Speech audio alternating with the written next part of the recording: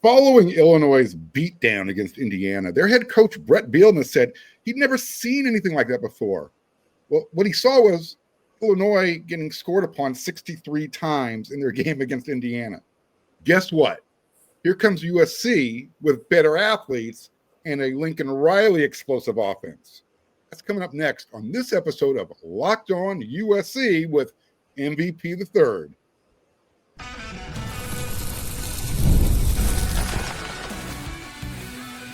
You are Locked On USC, your daily podcast on the USC Trojans, part of the Locked On Podcast Network, your team every day. Fight on, everyone. I'm your host, Mark Holkin, and thanks for making Locked On USC, part of the Locked On Network, your first listen every single day, whether you are watching this show on YouTube, wherever you want to download this podcast. This show is always free. This show is always going to appreciate your support. And this episode is brought to you by Mazda. Like our players, we sweat every detail because when you make every move count, pulling off the unexpected is only the beginning. Stay tuned for more highlights in this week's Moving the Game Forward, Mazda Move and Be Moved. All right. Unless the Illini are planning to make wholesale adjustments to their defensive scheme, they could be seeing similar results to their 63-10 beatdown loss that they suffered against Indiana. Defensively, Illinois, they love to blitz a lot, and they love to play man coverage a lot. Here's the thing. If USC's offensive line continues to protect Jaden Maiava the way they have been, they've only surrendered 3 sacks all year, and USC's running game keeps producing, then play action, the Trojan wide receivers, they're going to light up against man coverage. And with blitzing also, watch Coach Riley take that real estate and make it his own. I mean, his offense is built to feed off that, Marvin. MVP 3, he's back. We've got our final notes, predictions, previews for this week's game. Marvin, can a team change their spots in 1 week? Can they become better defensively, especially when they're missing so many pieces? Listen, can they get better this week? Yeah, they can get better. They get a couple guys healthy. They get all that man coverage because man coverage is not going to suit them well against the Trojans. They can get better, but Indiana opened them up and exposed them. You know what I mean? And the problem is there's a blueprint. There's a blueprint as to how to beat Illinois, and it's on film. And then Indiana led that charge. Listen, at the end of the day, these guys Illinois is banged up. They're having troubles in their defensive secondary. We're coming out here with arguably the number 1 and 2 best receivers in the nation, just based upon performance this year. I know Jeremiah Smith in Ohio State is who he is, but just based on the production and what's been going on, Mekhi Lemon right now is looking like the best receiver in the nation, and Jacoby Lane, when we get him back healthy, he's right there as well. This is going to be a horrible matchup for Illinois, unfortunately. Just based upon their scheme, they run a lot of they do play a lot of man, which for us is good because of man coverage. What it comes down to is the caliber of the athlete, and we have the bigger, faster, stronger, more jiggy athlete. We do. We have and they're going to struggle to cover our receivers. I mean, you saw what Indiana did to them. Indiana's offense is nothing like ours at all. It's not. But Illinois, they're in the middle of they have a problem right now. They have a problem with health-wise in that secondary, and that's just to our advantage. Yeah, I'm wondering, again, because it's all you always hear the coaches talk about. It's not about them; it's about us. We just have to do our thing. Yeah. Even if Illinois plans to stick with the status quo and do their thing, how do you defend it? What kind of wrinkles, I guess, can they introduce maybe to confuse Jaden Maiava, to get USC's wide receivers off their routes? Because they still have to pay attention to USC's running game. You still have to pay attention to the tight ends that are also a part of the offense. What can they do to slow down the offense? I mean, listen, they're going to have to try to disguise coverage. They're going to have to go from, show man and then jump to zone, or show zone and jump to man. They're going to have to do whatever they can. The other thing they have issue is the pass rush. I mean, if their defensive backs are hurt injured, not playing well. They're not doing well at this point. That's also not going to be good for their defensive front. I mean, they can't cover. They're not going to be able to rush. We haven't given up a sack. We've given up really 2 sacks. I think one was. I think it was really 2 sacks we've given up. But offensively, this could be our biggest offensive output, realistically, just based on the fact of who. Again, we're Battle Cat. They're Hello Kitty. You know what I'm saying? We're 2 different caliber of athletes altogether, plus their injuries, plus their scheme plays to our benefit. With all that said, we still have to go out there and play because you can't win a game on paper. You know, what I started thinking about this evening was, is this a trap game? Is this a game where, you know, everybody's overlooking Illinois? If you look at the media, the podcast, I mean, they played horrible. Their fan base is down on them. Is this a trap game? I'm asking myself that. You know, is that possible? I'm hearing this 9 a.m. kickoff. No, it's not a trap game. This is not a trap game. Mark, this would be an early noon kickoff, an early butt kicking. At the end of the day, Illinois' biggest issue is going to be our offense. Defense is a whole other thing. We'll talk about that later on. But we arguably have the most high-powered offense in college football. Offensively, we're seeing consistency every game. We're 4 games in right now. We have, again, depth at receiver. We have depth at running back. O-line's playing really good. Jaden is putting up numbers that they give you trophies for at the end of the year. So that's where we're at right now. But Illinois' biggest issue right now, they are injured. They are down men. And on top of that, they don't have the caliber of athletes that we have. It's funny you bring up that whole trap game narrative because I actually wrote about that today on wearesc.com, part of my yay or nay column. And in my opinion, last week against Michigan State, that was a trap game scenario. USC is freshly ranked in the polls. They've had this game against Illinois circled since the beginning of the season. Illinois is considered, a playoff contender, or at least, they were. They probably, maybe they still are. Who knows? And then you have a bye week after Illinois before Michigan comes to town. So if anybody in that locker room was looking at this as a trap game, they need to have their heads examined because there's just way too much on the line for this team. Yeah. You're ranked in the top 25. You're slowly ascending. This is one of those last boxes that needed to be checked off for Lincoln Riley. Winning on the road against a quality opponent that's ranked. Because you do that, now all of a sudden, that confidence level, the team, that airplane ride home back to LA, they're soaring. You don't need any fuel in the jet. Those guys will fly the plane with their own energy. And again, you've got Michigan sold out at the LA Coliseum coming up, by the way. I saw that. Yeah, I saw that. Right now, this is going to be a tough stretch of games for USC. At Illinois, you get the bye week, you host Michigan, you go to Notre Dame, you come home, and then you go out to Nebraska.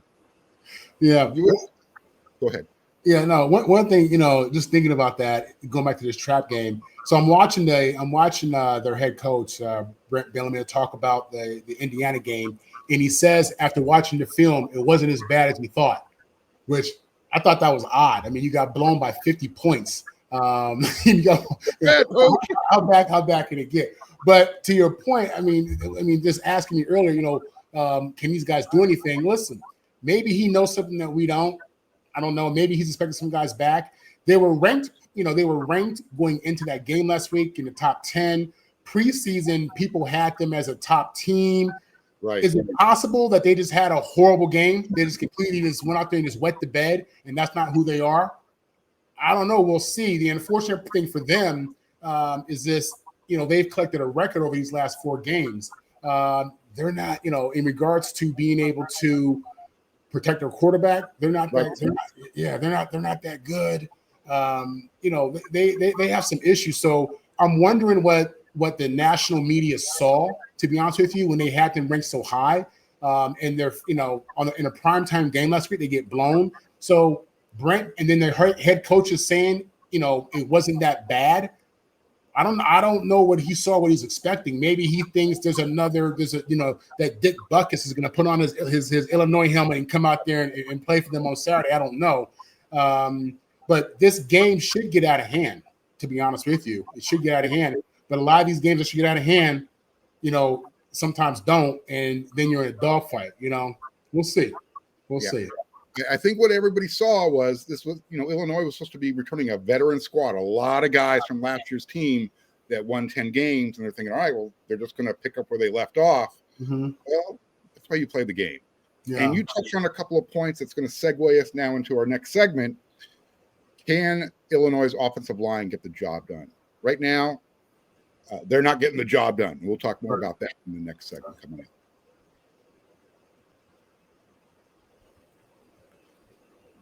This episode is brought to you by Mazda. Mazda is moving the game forward. For those who believe it's not just about playing the game, it's about redefining it, there are moments that do more than put points up on the board. They move crowds, they move the culture, they keep the game moving forward.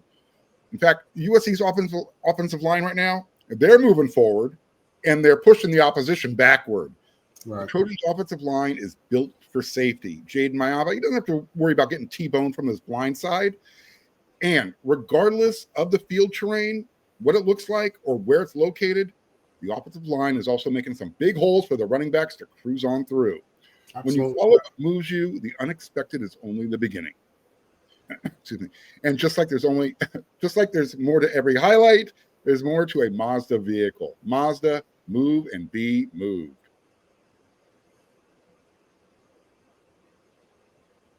Okay, Marvin. So as we talked about right there at the end of the first segment, Illinois, their offensive line right now, they're struggling to protect Luke Altmaier. Yeah. They've already allowed 16 sacks this year through 4 games. Conversely, USC's defense has recorded 16 sacks through 4 games. They lead the nation. And to make matters worse, the Fighting Illini, they can't run the ball with a lick right now. I think they're averaging 124 yards per game. As I said, USC has 16 sacks. They're only allowing 92, 93 yards per game on the ground, and they have 38 tackles for loss. USC has 20 sacks. They've given up 16 sacks, right? No.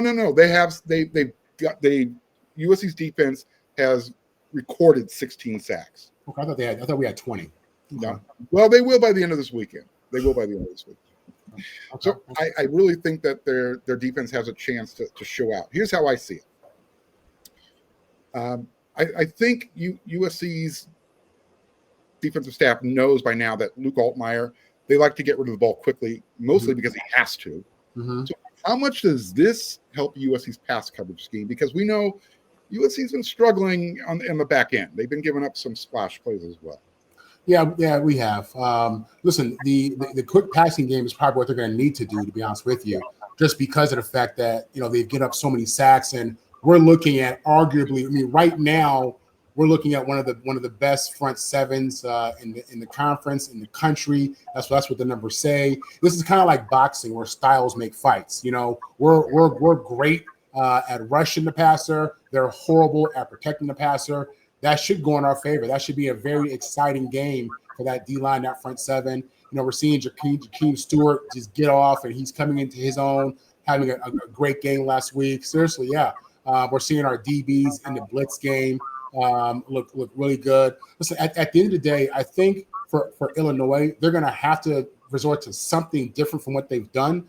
The quick game could be in their favor just because of that rush. They're going to have to, that quarterback who's a 3-year starter and a good player is going to have to find opportunities for success.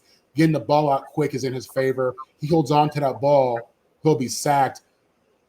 With that said, we also want to see what our defensive backs do against their receivers. Again, if we have to look at any point of the defense and look at a weakness, we're probably looking at corner, nickel.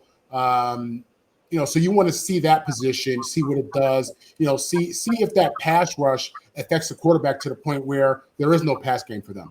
I don't know. I mean, we're going to see. I'm expecting 5+ sacks in this game. All right. Save that for the third segment, because that's actually one of the questions I was going to ask you about. Okay. But I guess my point is, how can Illinois max protect their quarterback?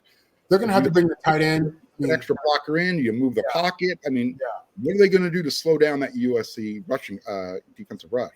I mean, they're going to have to go to a max protection. They're going to have to go with maybe just two routes, just with the X and the Z, and that's it. Keep that tight end in the game. But then again, talk about the quick game that involves the tight end. Right? That involves, the back coming out the backfield.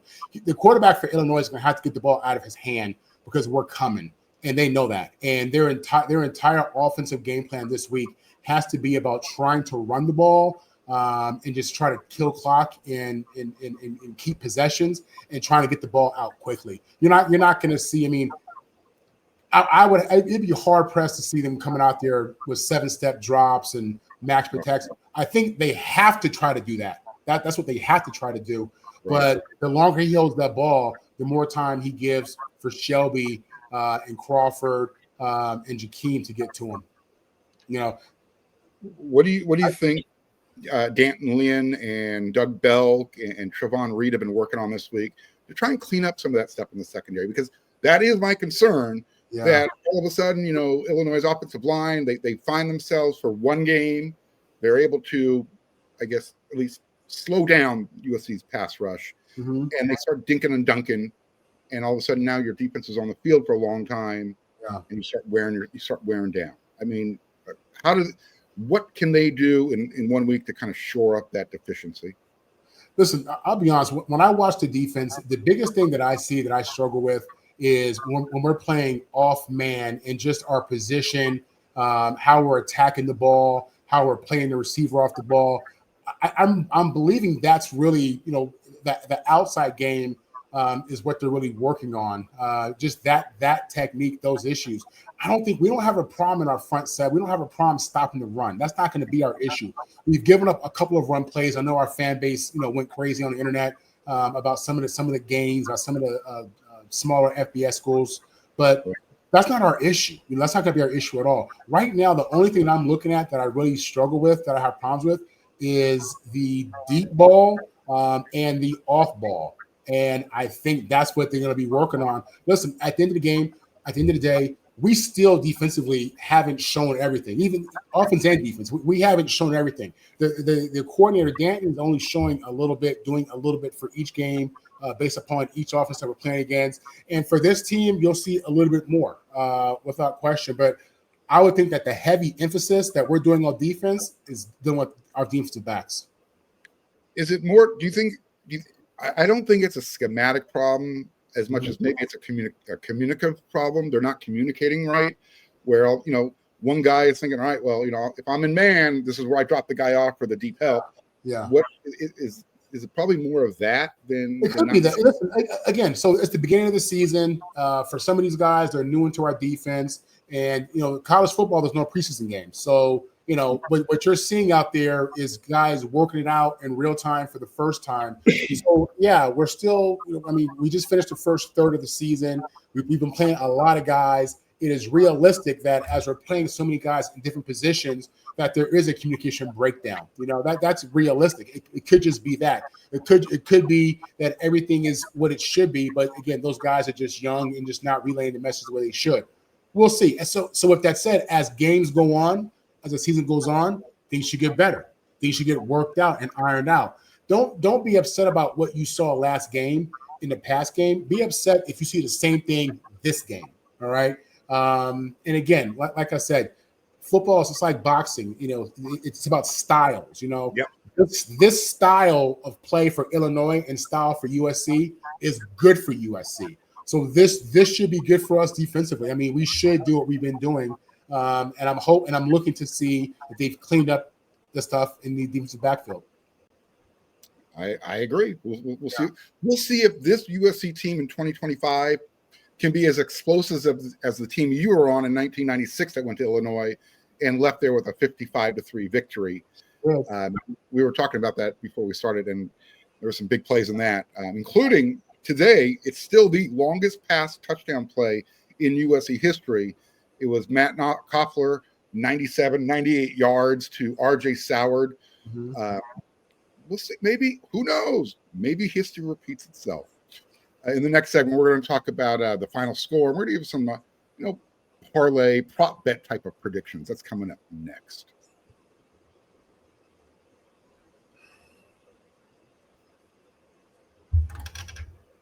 It's almost the weekend, which means it's time to look back, and we're going to crown this week's MVP on Who Delivered, powered by DoorDash. Just like you can win every Saturday with DoorDash streaks, saving more every time you order, these players delivered when it mattered most. I'm going to break it down for you. So, Jaden Mayaba, he's been delivering all season with an almost perfect rating. Mm-hmm. Last week against the Michigan State Spartans, he was 20 of 26 throwing the ball, 234 yards, and he was responsible for 5 touchdowns, including 2 on the ground. He made plays with his arms, his legs. He even had a key block during the game. And just like Jaden Mayaba delivered, DoorDash delivers your Saturdays. With DoorDash streaks, you save every Saturday you order. Stack it up all season, and you can save up to $250, including up to $100 in DoorDash credit. So order this Saturday. Keep the streak alive. Fuel your game day only with DoorDash. Terms apply, and this promo period runs through November 18th. Caffeine just got a flavor upgrade. 5-hour energy shots deliver tasty caffeine in 17 bold flavors. Each, oh shoot, the heck just happened here?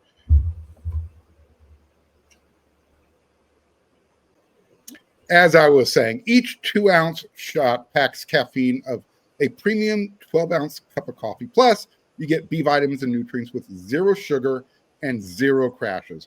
What I love most about is how portable they are. As I said, they're 2 ounces. You could fit them anywhere you want. They got big taste, tiny shot, and you can take them anywhere and get that boost you need.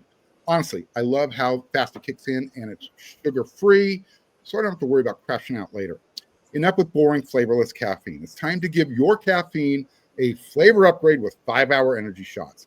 Get the favorites you love, or be bold and try something new. You can find them in the store, online, at www.5hourenergy.com or at Amazon. Wherever you can, pick up your shot of 5-hour energy.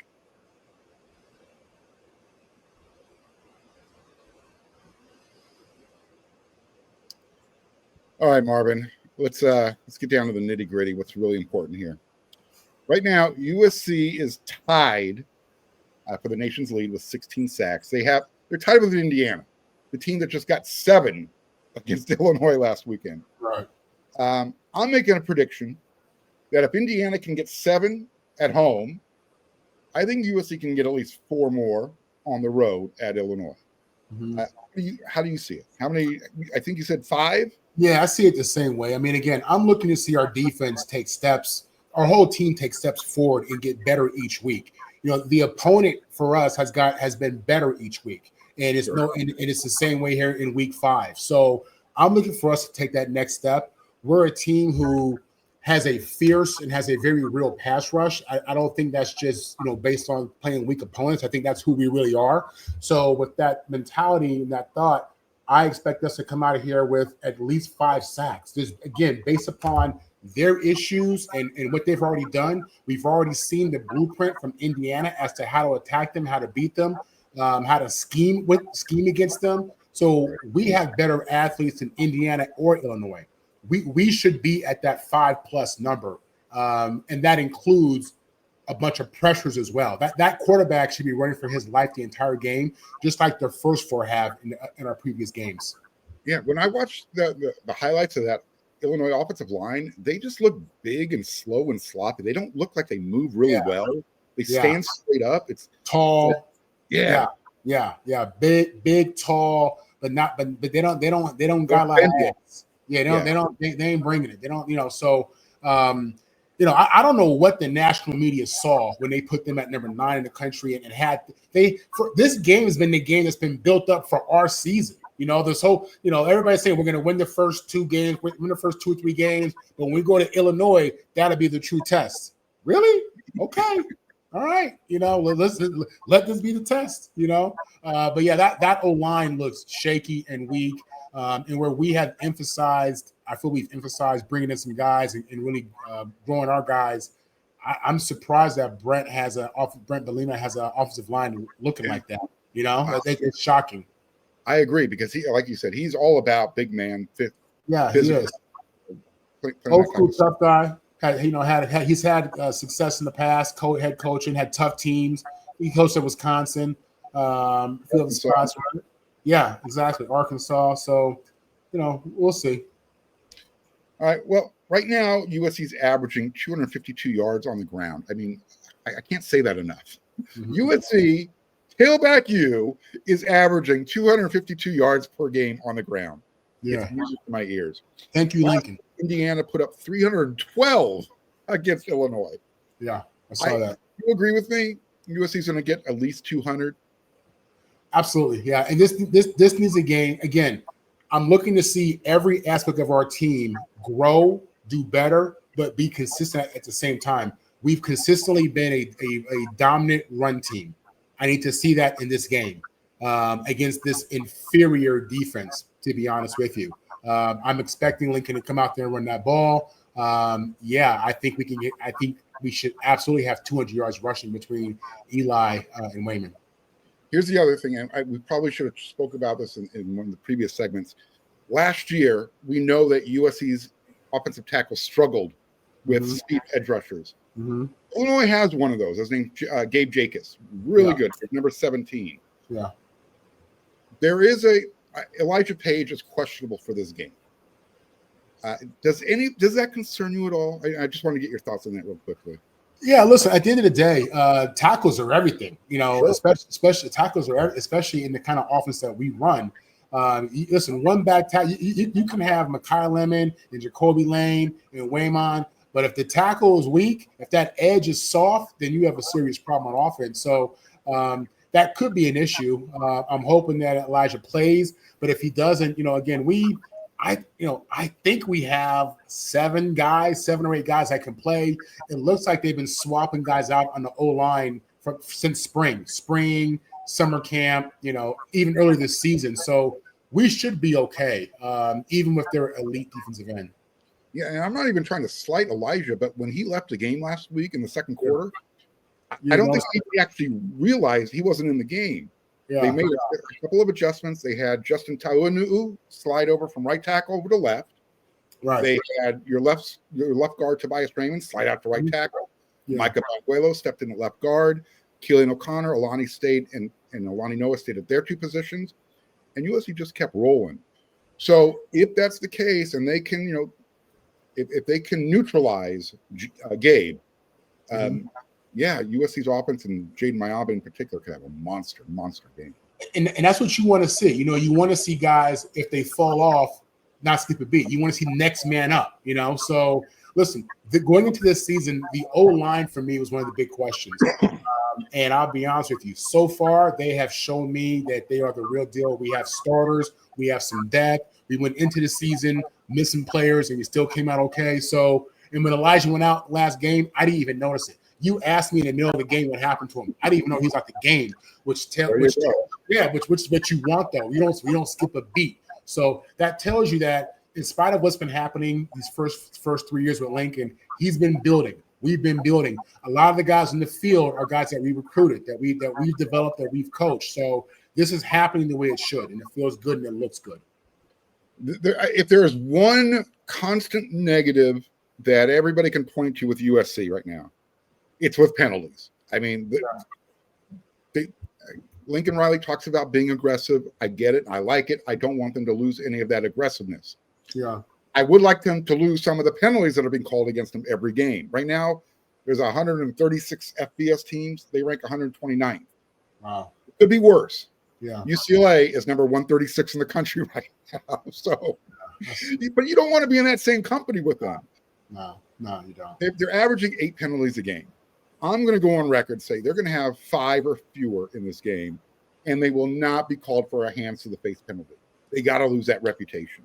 Yeah, trust me, penalties is something that Lincoln Riley is talking about every single day because, we've been the dominant team these first 4 weeks. We've been the better team, but we're going to be challenged. We have some games coming up, maybe this Saturday. Hopefully not, but maybe this Saturday. We have some games coming up. They're going to be really tough, and it's a game of inches. You have a few bad penalties at the wrong time. That changes everything for you. Kills momentum. So trust me when I say he's addressing it. It's a big deal.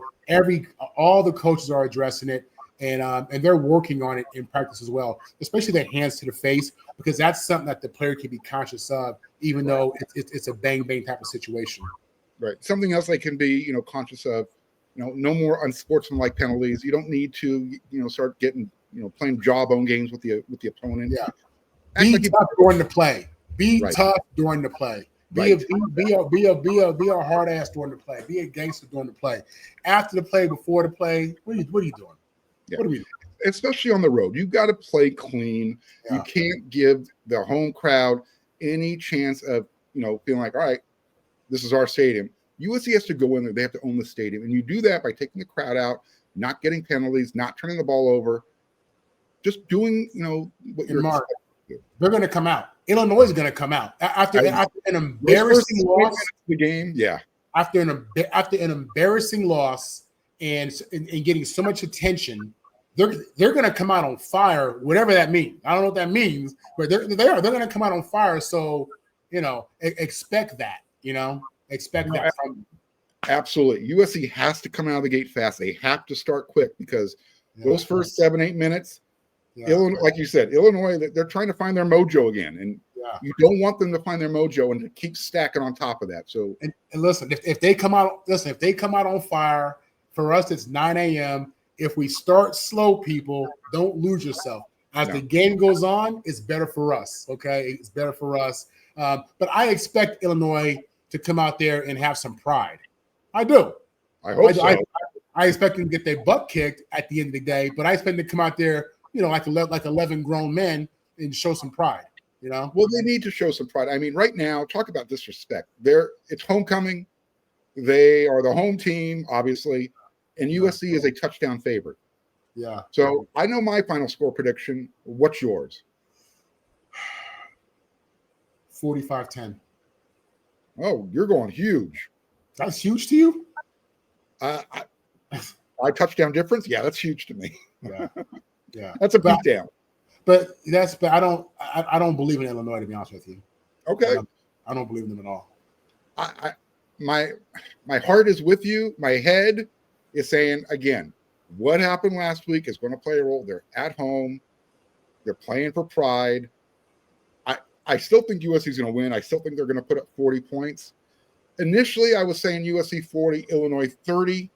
After thinking about it, I'm going to go USC 40, Illinois 23. So it's still a good victory. Mm-hmm.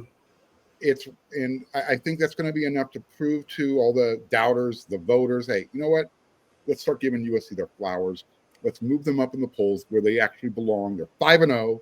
Mm-hmm. Let's make that game that's sold out at the Coliseum against Michigan 2 weeks later. Mm-hmm. Let's make sure the rest of the country is talking about them as well. This is a big game for us in regards to just our national respect, and then because we have a bye next week, we need to show and prove this week. I mean, this needs to be something special. I'm expecting a heck of a performance from our team, to be honest with you, following that Indiana butt kicking. So yeah, I have high expectations, and I'm looking forward to it. If USC leaves with a 45-10 victory, USC fans just get ready for a fun season, because I'm telling you, it's been fun. It is fun. It's been fun. I think that will exceed everybody's expectations. And I hate using the word expectation, because when you don't get something and you were expecting it, it's a bigger letdown than if you didn't expect anything at all.